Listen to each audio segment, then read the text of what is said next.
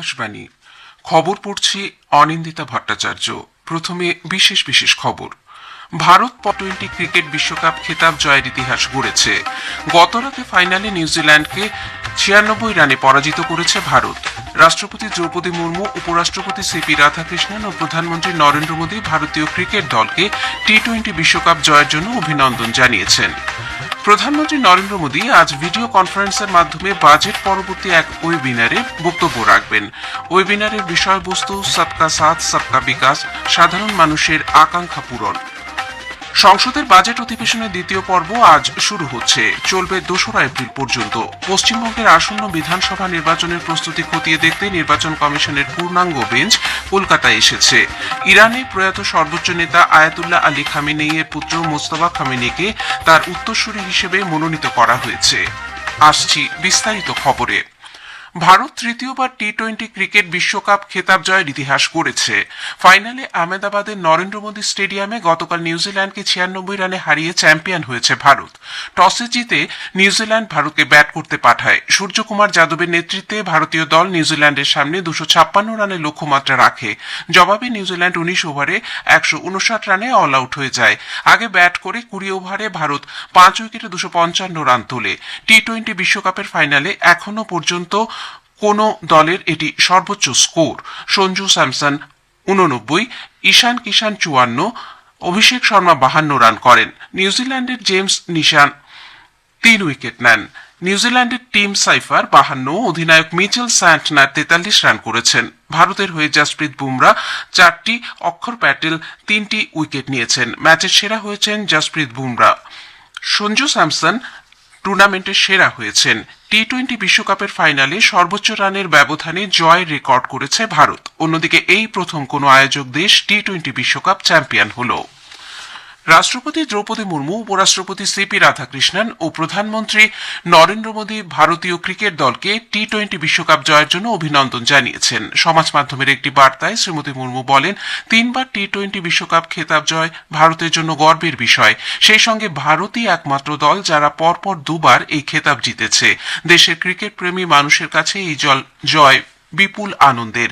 পাশাপাশি এই জয় দেশের বিভিন্ন ক্ষেত্রে যুব সমাজের প্রতিভাকে তুলে ধরে বলেও তিনি মনে করেন। উপরাষ্ট্রপতি শ্রী রাধাকৃষ্ণন সমগ্র ভারতীয় ক্রিকেট দলকে এই জয়ের জন্য শুভেচ্ছা জানিয়ে বলেন, দেশ জুড়ে লক্ষ লক্ষ ক্রিকেট ভক্ত এই গর্বের জয় উদযাপন করছেন। সমাজ মাধ্যমের একটি বার্তায় প্রধানমন্ত্রী বলেন, এই ভারতীয় ক্রিকেট দলের জয় বিশেষভাবে উল্লেখযোগ্য। দলের অসামান্য দক্ষতা প্রত্যয় ব্যক্ত হয়েছে এই জয়ের মাধ্যমে। কেন্দ্রীয় স্বরাষ্ট্রমন্ত্রী অমিত শাহ বলেন, পুরো টুর্নামেন্ট জুড়ে ভারত অসাধারণ কৃতিত্ব প্রদর্শন করেছে।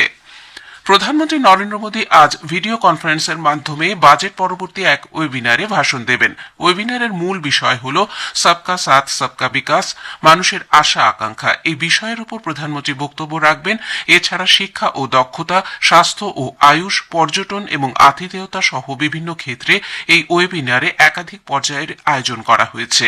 আলোচনায় শিক্ষা থেকে কর্মসংস্থানের পথ জোরদার করা, অ্যানিমেশন, ভিজুয়াল এফেক্টস, গেমিং এবং কমিক্স উন্নয়ন, উত্তর পূর্বাঞ্চলে বৌদ্ধ সার্কিট এবং ঐতিহ্যবাহী পর্যটন প্রচারের মতো উদ্যোগগুলি অন্তর্ভুক্ত করা হবে।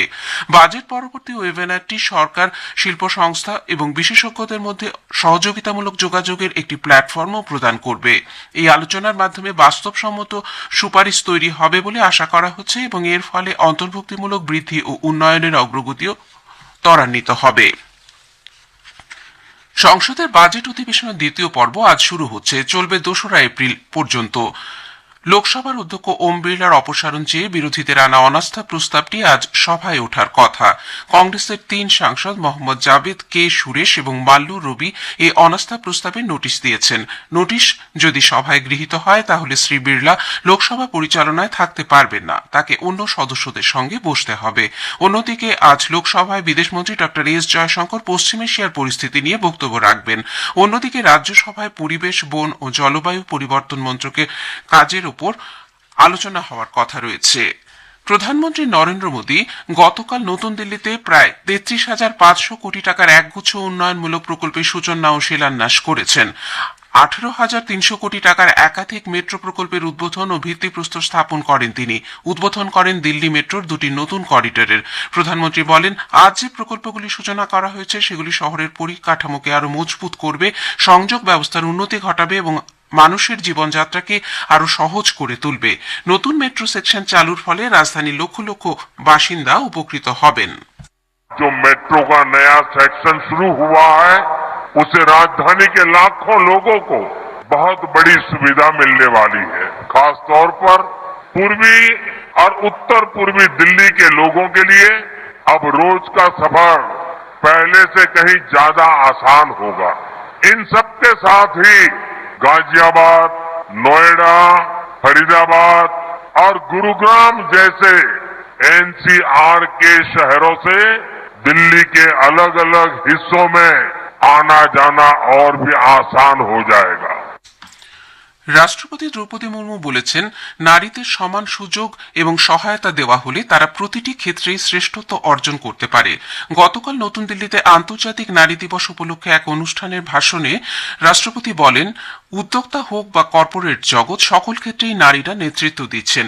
ভারত দ্রুত নারী নেতৃত্বাধীন উন্নয়নের দিকে এগিয়ে যাচ্ছে এবং কর্মক্ষেত্রে নারীর অংশগ্রহণও বৃদ্ধি পেয়েছে। রাষ্ট্রপতি বলেন, বেটি বাঁচাও বেটি পড়াও, প্রধানমন্ত্রী মুদ্রা যোজনা এবং মিশন শক্তির মতো প্রকল্পগুলি নারী ক্ষমতায়নের দিকে উল্লেখযোগ্য পদক্ষেপ নিয়েছে। आज हमारा देश वुमेन लेड डेवलपमेंट की दिशा में तेजी से आगे बढ़ रहा है। पिछले एक दशक में महिलाओं के सामने आने वाली रुकावटों को दूर करने के लिए मजबूत नींव रखी गई है। भारत ने स्कूल एजुकेशन में जेंडर पैरिटी प्राप्त कर रही है। हायर एजुकेशन में भी ग्रॉस एनरोलमेंट रेशियो की दृष्टि से बेटियों की संख्या अधिक है। খবর প্রচারিত হচ্ছে আকাশবাণী থেকে। আমাদের সংবাদ শোনা যাবে ইউটিউব চ্যানেল আকাশবাণী সংবাদ বাংলা, ফেসবুক ও ইনস্টাগ্রাম আকাশবাণী সংবাদ কলকাতা এবং এক্স হ্যান্ডেল এআইআর নিউজ কলকাতাতে। রাজ্যের আসন্ন বিধানসভা নির্বাচনের প্রস্তুতি খতিয়ে দেখতে নির্বাচন কমিশনের পূর্ণাঙ্গ বেঞ্চ এ রাজ্যে এসেছেন। বিমানবন্দরে মুখ্য নির্বাচন কমিশনার জ্ঞানেশ কুমার সহ পূর্ণাঙ্গ বেঞ্চকে স্বাগত জানান রাজ্যের মুখ্য নির্বাচনী আধিকারিক মনোজ কুমার আগরওয়াল ও অতিরিক্ত মুখ্য নির্বাচনী আধিকারিক অরিন্দম নিয়োগী। আজ সকাল 10টা থেকে দুপুর 12টা পর্যন্ত নির্বাচন কমিশন এ রাজ্যের স্বীকৃত রাজনৈতিক দলগুলির সঙ্গে বৈঠকে বসবে। আগামীকাল 10ই মার্চ নির্বাচন কমিশনের পূর্ণাঙ্গ বেঞ্চ রাজ্যের মুখ্য সচিব, মুখ্য নির্বাচনী আধিকারিক, রাজ্য পুলিশের ডিজি, এসপিএনও, কেন্দ্রীয় বাহিনীর নোডাল অফিসার সহ প্রশাসনের বরিষ্ঠ আধিকারিকদের সঙ্গে বৈঠকে মিলিত হবেন। ওই দিনই বুথ লেভেল আধিকারিকদের সঙ্গেও তাদের মত বিনিময় করার কথা রয়েছে। ইরানে প্রয়াত সর্বোচ্চ নেতা আয়াতুল্লাহ আলী খামেনেইয়ের পুত্র মোস্তফা খামেনেইকে তার উত্তরসূরি হিসেবে মনোনীত করা হয়েছে। ইরানের রাষ্ট্রীয় টেলিভিশন ঘোষণা করেছে, ইরানের আধা সামরিক বিপ্লবী গার্ড কর্পস আইআরজিসি এই নতুন নেতার প্রতি আনুগত্য জানিয়েছে। এতে বলা হয়েছে, আইআরজিসির সর্বোচ্চ নেতা মোস্তফা খামেনির নির্দেশ অনুসরণ করতে প্রস্তুত এবং একই সঙ্গে তারা নির্বাচনকেও সমর্থন করে। হোয়াইট হাউস মোস্তফা খামেনির নিয়োগের বিষয়ে এখনো কিছু জানায়নি, তবে মার্কিন প্রেসিডেন্ট ডোনাল্ড ট্রাম্প এর আগে এ সম্পর্কে নেতিবাচক দৃষ্টিভঙ্গি প্রকাশ করেছেন। পশ্চিম এশিয়ার যুদ্ধ পরিস্থিতির কারণে বেশ কয়েকটি ক্ষেত্রে বিমান চলাচল বিঘ্নিত হয়েছে। যাত্রীদের বিমানের সর্বশেষ আপডেটের উপর নজর রাখার পরামর্শ দেওয়া হয়েছে এবং তাদের রেজিস্ট্রেশন কন্ট্রাক্টের বিশদ বিবরণের মাধ্যমে সংশ্লিষ্ট বিমান সংস্থাগুলির সঙ্গে যোগাযোগের বিষয়ে সতর্ক থাকার পরামর্শ দেওয়া হচ্ছে। যাত্রীদের সাহায্যের প্রয়োজন হলে হেল্পলাইন নাম্বার 01124604283 বা 01124632987 নম্বরে মন্ত্রকের যাত্রী সহায়তা কন্ট্রোল রুমে যোগাযোগ করতে বলা হয়েছে। অসামরিক বিমান পরিবহন মন্ত্রক পশ্চিম এশিয়ার উদ্ভূত পরিস্থিতির উপর নজর রেখে চলেছে। যাত্রীদের সুরক্ষা এবং সুশৃঙ্খলভাবে বিমান চলাচল সুনিশ্চিত করতে বিমান সংস্থাগুলি বর্তমান পরিস্থিতির পরিপ্রেক্ষিতে প্রয়োজনীয় ব্যবস্থা গ্রহণ করেছে। ভারতের মহিলা হকি দল গতকাল হায়দ্রাবাদে FIH হকি বিশ্বকাপের যোগ্যতা পর্বের প্রথম ম্যাচে উরুগুয়েকে 4-0 গোলে পরাজিত করেছে। ভারতের হয়ে সুনেলিতা টপ্পো 21 মিনিটে প্রথম গোল করেন। বাকি গোলগুলি করেন ইশিকা লালরেম সিয়ামি ও ঋতুজা দাদাসো পিসাল। পরের ম্যাচে আজ ভারত স্কটল্যান্ডের মুখোমুখি হবে। শেষ করার আগে বিশেষ বিশেষ খবর আরও একবার। ভারত পরপর দুবার ও সর্বমোট 3বার টি-20 ক্রিকেট বিশ্বকাপ খেতাব জয়ের ইতিহাস গড়েছে। গতরাতে ফাইনালে নিউজিল্যান্ডকে 96 রানে পরাজিত করেছে ভারত। রাষ্ট্রপতি দ্রৌপদী মুর্মু, উপরাষ্ট্রপতি সিপি রাধাকৃষ্ণন ও প্রধানমন্ত্রী নরেন্দ্র মোদী ভারতীয় ক্রিকেট দলকে টি-20 বিশ্বকাপ জয়ের জন্য অভিনন্দন জানিয়েছেন। খবর এখনকার মতো এখানেই শেষ হলো। পরবর্তী সংবাদ শুনবেন সকাল 7:25